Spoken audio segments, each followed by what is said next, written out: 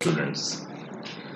आइए स्टूडेंट्स, तो आज हम सीखते हैं अपनी +1 क्लास का चैप्टर है आपका कॉनिक सेक्शन। बेटा कॉनिक सेक्शन के बारे में आपको पहली बता दूं मैं कि कॉनिक सेक्शन में हम ना टोटल 4 पार्ट स्टडी करने वाले हैं।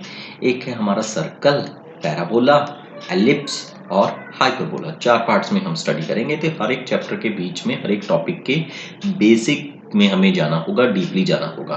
देखिए कॉनिक चैप्टर ना +1 क्लास का एक ऐसा चैप्टर है जिससे स्टूडेंट ना डर जाते हैं। डरने का रीज़न ये है कि आप उसका बेसिक ही नहीं स्टडी करते हो।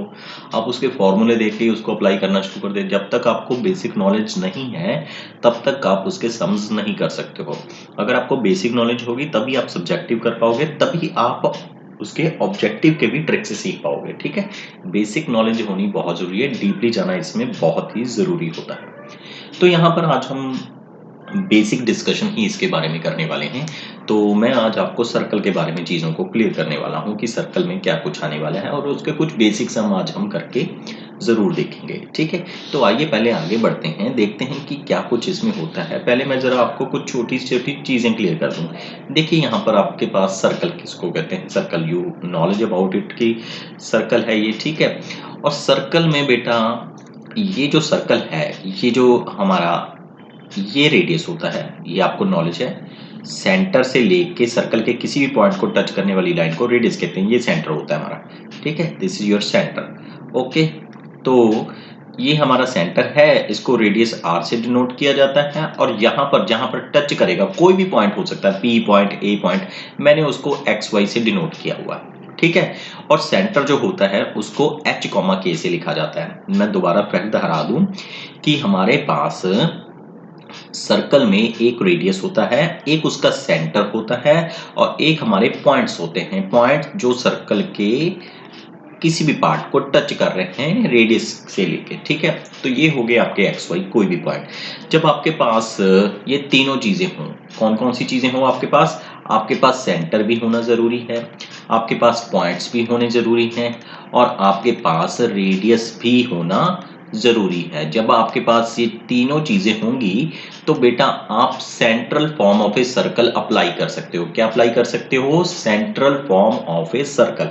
Central form of a circle का फॉर्मूला क्या होता है? x माइनस एच की whole square plus y minus K की whole square is equal to R square. X Y क्या है आपके? ये एक्स वाई पॉइंट्स नहीं लेने आपने, ये X Y in form of X Y ही रिजल्ट आएगा। और एच के क्या है? एच के आपका सेंटर है, ये वाला सेंटर ऑफ ए सर्कल क्या थे आपके? एच कॉमा के थे आपके पास। ठीक है, और आर क्या था आपका? आर था आपके पास रेडियस। ठीक है ना, तो अगर आपके पास ये चीजें हैं तो आप central form of a circle को क्या कर सकते हो? अप्लाई कर सकते हो। ठीक है, तो अभी हम जरा एक सम करके देख लें। पहले आप जरा स्टेटमेंट नोट डाउन कर लीजिए। स्टेटमेंट क्या है बेटा हमारे पास कि अगर find the equation of the circle with centre 0,2 and radius 2, हमें सेंट्रल फॉर्म निकालनी है, इक्वेशन ऑफ ए सर्कल निकालनी है। हमारे पास सेंटर क्या है? 0,2 और रेडियस कितना है? 2। अगर हमारे पास सेंटर आ जाए और हमारे पास क्या आ जाए? रेडियस आ जाए, तो हम central form of a circle क्या कर सकते हैं? अप्लाई कर सकते हैं। अब इस क्वेश्चन के अकॉर्डिंग अगर मैं बात करूं तो यहाँ पर रेडियस कितना है? रेडियस मेरे पास 2 है, और सेंटर h, k कितना है? h, k मेरे पास है 0,2। तो मैं central form of a circle apply कर सकता हूं। मैंने यहाँ पर लिख लिया सेंटर ऑफ ए सर्कल कितना है मेरे पास? 0,2। रेडियस ऑफ ए सर्कल कितना है? 2। इक्वेशन ऑफ ए सर्कल का सेंट्रल फॉर्म का क्या फॉर्मूला मैंने अभी आपको क्लियर किया था? x माइनस एच की whole square plus y minus K की whole square is equal to R square. x minus H की whole square plus y minus K की whole square is equal to R square. ठीक है बेटा जी, तो ये तो हो गया मेरा फॉर्मूला किसका? सेंटर फॉर्म का। ठीक है, एक्स वाई की जगह पर एक्स वाई ही रखना है आपने, पॉइंट्स पुट नहीं करने हैं। ठीक है, वो कंपैरिजन करने के लिए आएगा। तो यहाँ पर क्या है? एक्स की जगह पर एक्स रहा, वाई की जगह पर वाई, और एच के की जगह पर कितना आ जाएगा? कितना था सेंटर आपका? 0,2। एच की जगह पर 0 आ गया और के की जगह पर 2 आ गया, is equal to R square. R radius कितना था? 2, तो 2 की हो गया होल स्क्वायर। तो ठीक है, उसके बाद x माइनस 0 कितना आएगा? x की स्क्वायर करेंगे तो x स्क्वायर ही आएगा। यहाँ पर कौन सा फॉर्मूला लगेगा?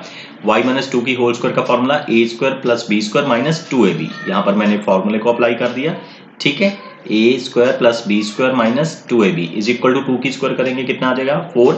उसके बाद जस्ट जो आपकी राइट हैंड साइड पे जो भी कांस्टेंट होगा पूरा उठा के लेफ्ट हैंड साइड पे ले आइए और जीरो बनाना है अपने राइट हैंड साइड पे पूरा। तो जो भी आपकी सॉल्वेशन करके रकम आई है X square plus Y square minus 4y plus का 4 और माइनस का 4 तो कैंसिल हो चुका है। ये आपकी रिक्वायर्ड इक्वेशन है, किसकी है, सर्कल की रिक्वायर्ड इक्वेशन है।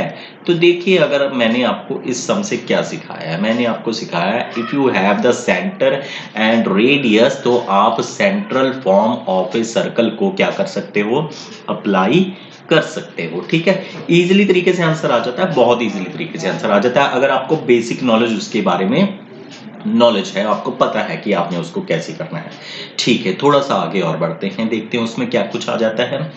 अभी हमारे पास बेटा क्या है, अभी मेरे पास जो चीज आई है ना वो बहुत ही इंपॉर्टेंट है। देखिए इसके बारे में ना नॉलेज होनी बहुत जरूरी है बेटा, मैं आपको पहले क्लियर कर दूं। ठीक है, अभी इसमें क्या है, इसको बोलते हैं standard form of a circle. क्या बोलते हैं, standard form of a circle. Standard form क्या है सर्कल की, स्टैंडर्ड फॉर्म ऑफ सर्कल क्या है, X square plus Y square plus 2gx plus 2fy plus c is equal to 0। ये क्या है, स्टैंडर्ड फॉर्म है। उसकी स्टैंडर्ड फॉर्म कैसी होती है, X square plus Y square plus 2gx plus 2fy plus c।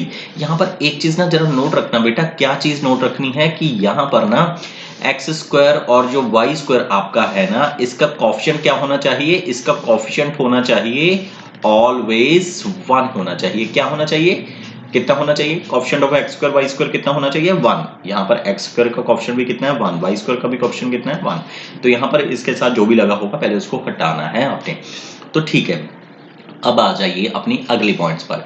Where minus G and minus F are the centres of a circle. इस line के ऊपर ध्यान दीजिए, इसमें आप स्टैंडर्ड फॉर्म में जो भी जी और एफ निकालोगे, कंपैरिजन करके जी और एफ जो भी निकालोगे, अगर जी और एफ के साइन को चेंज कर देंगे तो जो आंसर आएगा वो क्या कहलाएगा, वो कहलाएगा सेंटर ऑफ सर्कल। ठीक है, जी और एफ निकाल लीजिए स्टैंडर्ड फॉर्म में से, जी और एफ निकालने के बाद उनके साइन को चेंज कर दीजिए, जो भी चेंज करके आंसर आएगा वो सेंटर कहलाएगा।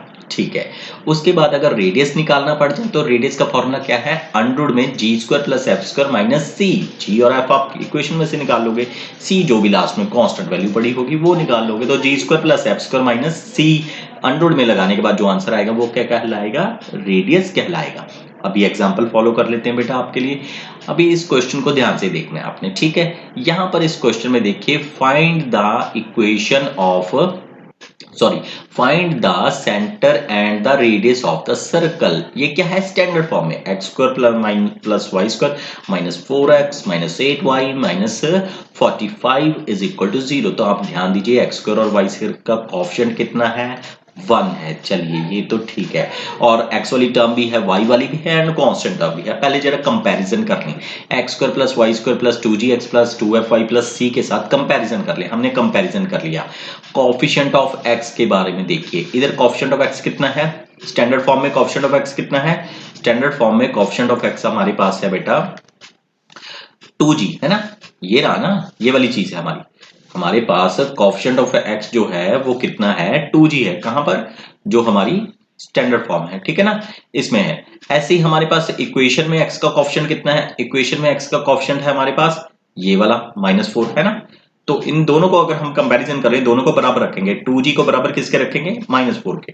2g को आपने -4 के बराबर रखा तो g की वैल्यू कितनी आ गई बेटा, g की वैल्यू आपके पास आ गई है -2।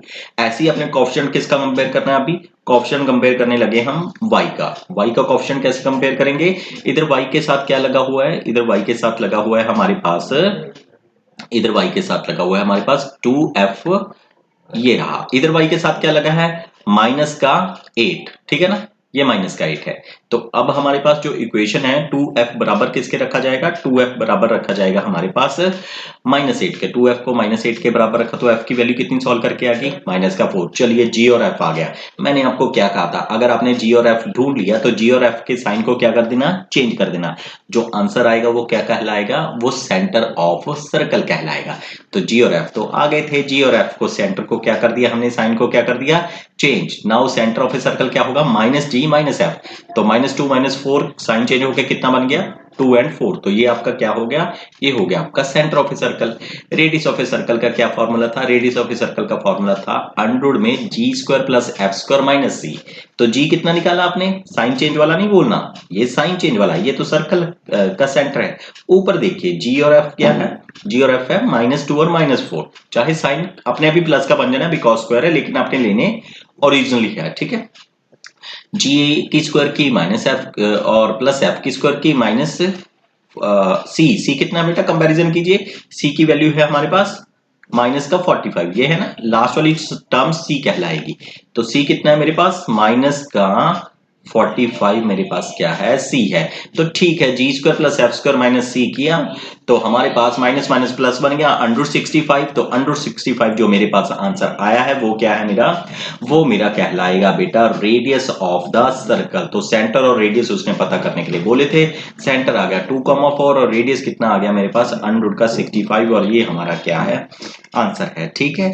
तो इस वीडियो लेक्चर में मैंने आपको क्या बताया कि कैसे किसी भी जो सर्कल होता है उसका सेंटर क्या होता है और उसका रेडियस क्या होता है, सर्कल की सेंट्रल फॉर्म क्या होती है, सेंट्रल फॉर्म से हम कैसे इक्वेशन ऑफ ए सर्कल निकालते हैं और सर्कल की स्टैंडर्ड फॉर्म से सेंटर और उसका रेडियस कैसे फाइंड आउट किया जाता है, ये मैंने इस वीडियो लेक्चर में आपको क्लियर कर दिया है, ठीक है। अगले लेक्चर्स में हम इसके कुछ और सम्स के ऊपर डिस्कशन करेंगे, ठीक है। इसको अच्छे से नोट डाउन कर लीजिएगा और अपने दिमाग में इस कॉन्सेप्ट को दोहराइएगा जरूर, ठीक है।